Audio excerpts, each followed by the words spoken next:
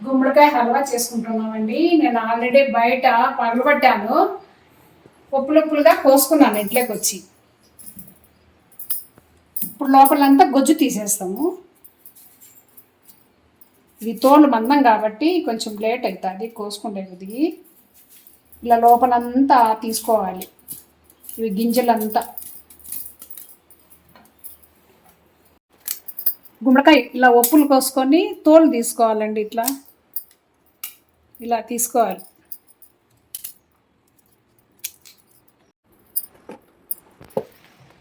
ఇలా పెద్ద పెద్ద ఉప్పులు కోసుకున్నామండి. ఈ చెత్త అంతా తీసేసాము. ఇప్పుడు చిన్న చిన్నవి కోసుకున్నాము. చిన్నవి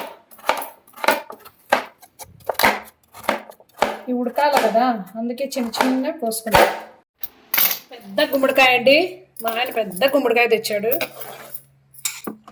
ఇప్పుడు మనం జీడిపప్పు కిస్మిస్ నెయ్యిలో వేయించుకుందాం.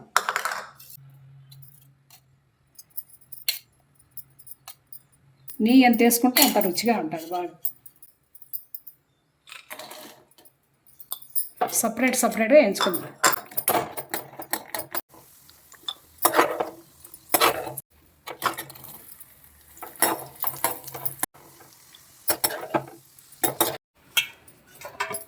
బెల్లం పొడి చేసుకుందామండి.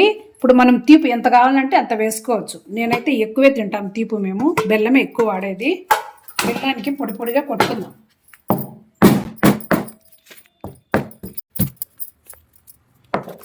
ఇలా పొడిగా కొట్టుకున్న బెల్లాన్ని ఒక గిన్నెలో వేసి ఒక గ్లాసు బెల్లంలో నీళ్ళు వేసుకొని కరగబెట్టుకొని వడగట్టుకుందాం. రాళ్ళు ఉంటాయి. స్టవ్ వెలిగించి మనం కరగబెట్టుకుందాం. తెచ్చుకొని ఇప్పుడు మనం గుమ్మడికాయ పెట్టుకుందాం పొయ్యి మీద. గొప్పలు కోసుకున్నాం కదా, ఇప్పుడు బెల్లము వడగట్టుకుందాం. ఉడకాల కదా.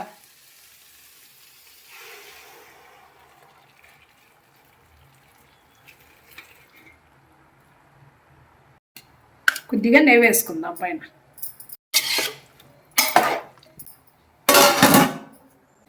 గుమ్మడికాయ ఉప్పులు ఎలా ఉడికినాయి చూద్దాం. ఇలా ఉన్నగా ఉడకాలి. ఇప్పుడు జీడిపప్పు వేసుకుందాం. జీడిపప్పు, కిస్మిస్, యాలకుల పొడి.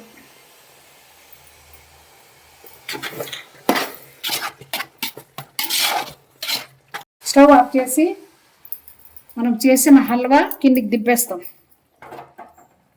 హల్వా రెడీ.